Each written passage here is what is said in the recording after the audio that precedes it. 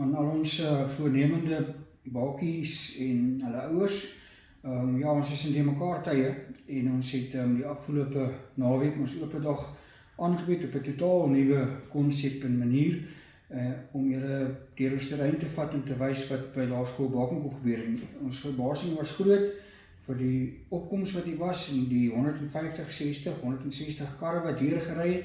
En ek was self hier en het gesien hoe oogies deur die venster loer om groot oog te bewonder en uit te sien vir wat wag by die grootskool.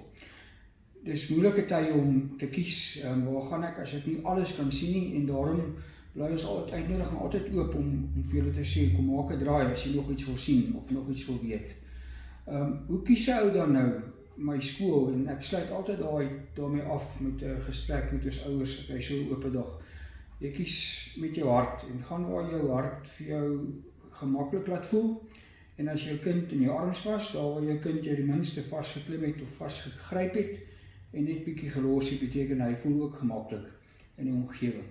Ek het kinders gesien verby my ry wat op ouma en oupa se skoot gesit het en nie op 'n glimlag het nie. Ek het tot 'n elmboog groet gekry wat ek amper gemis het, van 'n klein dogtertjie wat baie opgewonde totsiens gesê het. Ek het ook gesiggies en oogies gesien wat deur verkykers kyk en drome klaar droom vir sy grootskool daar by Laerskool Bakenkoop. So ek nooi julle uit, maak jou besluit, maak die regte besluit, en as daar nog enige navrae is of enige iets wat jy wil weet, jy is meer as welkom om by ons by die skool 'n draai te maak. Sterkte vir julle.